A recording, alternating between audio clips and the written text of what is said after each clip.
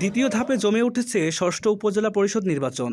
এই ধাপে ঝিনাইদহ জেলার হরিণাকুণ্ডু উপজেলার নির্বাচন অনুষ্ঠিত হবে আগামী ২১শে মে। এ নির্বাচনে ৩ জন প্রার্থী চেয়ারম্যান পদে প্রতিদ্বন্দ্বিতা করছেন। বৃহস্পতিবার চেয়ারম্যান পদপ্রার্থী মোটরসাইকেল প্রতীকের সাবেক ২ বারের মেয়র শাহিনুর রহমান রিন্টু ভোট প্রার্থনা করে বাজারে বাজারে গিয়ে গণসংযোগ করেন। এ সময় তার সাথে স্থানীয় আওয়ামী লীগের নেতৃবৃন্দ উপস্থিত ছিলেন। এ সময় শাহিনুর রহমান রিন্টু অতীতে মেয়রের দায়িত্ব পালনকালে মানুষের সেবা করে এসেছি, সে কারণে আগামী ২১ তারিখ মানুষ তাকে ভোট দিয়ে আবারও জয়যুক্ত করবেন বলে আশাবাদ ব্যক্ত করেন।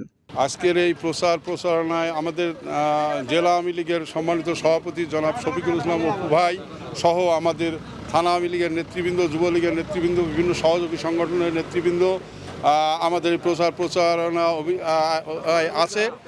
এই কারণে আমার অত্যন্ত ভালো লেগেছে এবং সাধারণ মানুষ আমাদের ডাকে সাড়া দিয়েছে। আগামী ২১ তারিখে মোটরসাইকেল প্রতীকে ভোট দেওয়ার জন্য সমস্ত মানুষ ঐক্যবদ্ধ হয়েছে। আসলে এই ঢল আসলে একটা বিজয়ের একটা সাংকেতিক চিহ্ন। আমি মনে করি হরিণাকুণ্ডুর মানুষের দীর্ঘ ১০ বছর আমি মেয়র ছিলাম, হরিণাকুণ্ডুর মানুষের আমি অনেক উপকার করেছি, তারই একটি প্রতিদান স্বরূপ আমার সাথে তারা ঐক্যবদ্ধ হয়েছে। এই কারণে আমি তাদের প্রতি কৃতজ্ঞ।